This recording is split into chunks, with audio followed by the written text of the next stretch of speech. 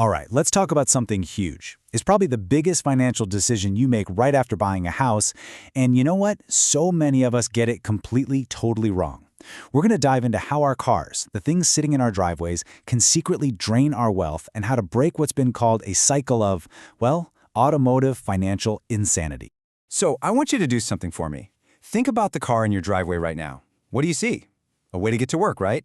A convenience? Maybe it's even a little bit of a status symbol. But what if it's something else? What if it's actually a silent wealth killer, just quietly siphoning away your financial future? It's a pretty startling thought, I know, but wait until you see the numbers. And look, this isn't some rare niche problem we're talking about. The data is pretty shocking. It shows that nearly 1 in 4 Americans, 1 in 4, is now considered car poor. I mean, think about that. That means a quarter of the entire population is in a financial hole that was pretty much dug by their own vehicle. This has become a massive mainstream issue that we absolutely have to talk about. So what does that even mean, this car poor trap? Well, it's basically when the costs of just owning your car are so ridiculously high that they stop you from doing everything else, like building wealth, saving for retirement, achieving your actual financial goals. It's a trap so many people fall right into without even realizing what's happening, all for the sake of a car. This whole situation has been described as a state of automotive financial insanity. And honestly, it hits the nail on the head, doesn't it? It feels right. Because we've completely normalized taking on these huge piles of debt for something that starts losing value the second we get it. And we just do it over and over again. So let's peel back the layers and see what this insanity actually costs us. Okay. So it's time to look past that shiny sticker price and those ads that are always shouting about low monthly payments. We're going to break down the real, all-in cost of having that car in your driveway. And I'm telling you, these numbers might just shock you.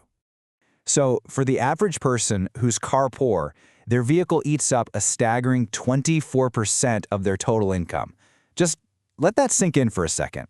Almost a quarter of every single paycheck you bring home is gone. Poof, eaten up by your car before you've even paid for your house, your food, or put a single dollar into savings. That is a massive, massive burden that leaves almost no room to breathe. And this is the number that everybody sees, right? The average monthly payment is now over $700. It's what the dealership wants you to focus on, and it's the number we all try to squeeze into our monthly budget. But here's the thing. Focusing on this number is a classic mistake because it is just the tip of a very, very expensive iceberg.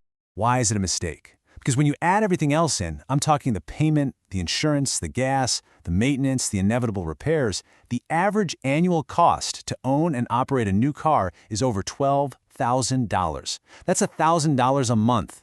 That is the real number. That's the true cost of driving. Okay, so this brings us to probably the single most important financial idea you need to get your head around when it comes to cars. We absolutely have to kill this myth that a car can somehow be an investment. Financially speaking, for 99.9% of us, it is the exact opposite. Your car is what's called a depreciating asset. Now that's the fancy financial term, but it means something really, really simple. From the second you drive it off the lot, it is designed to lose value. Every single day, with every mile you drive, it's worth less and less. It's basically a money-losing machine by its very nature. Let's put it even more plainly. An asset is something that can grow in value and actually make you money over time, right? Think of a retirement account. A liability, on the other hand, is something that just costs you money and loses value. And a car? It's the textbook prime example of a liability that we willingly chain ourselves to for years and years. Okay, now what if I told you that one single decision, the decision about which car to buy, could be the difference between retiring comfortably and having to work for an extra decade? I know, it sounds like I'm exaggerating, but I'm not. When you really understand the long-term cost, you'll see that a simple car purchase can easily be a $400,000 decision.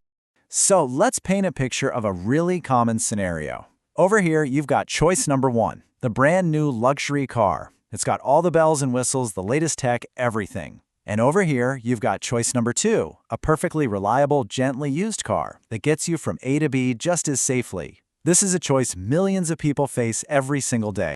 Now, the price difference between them seems obvious up front, right?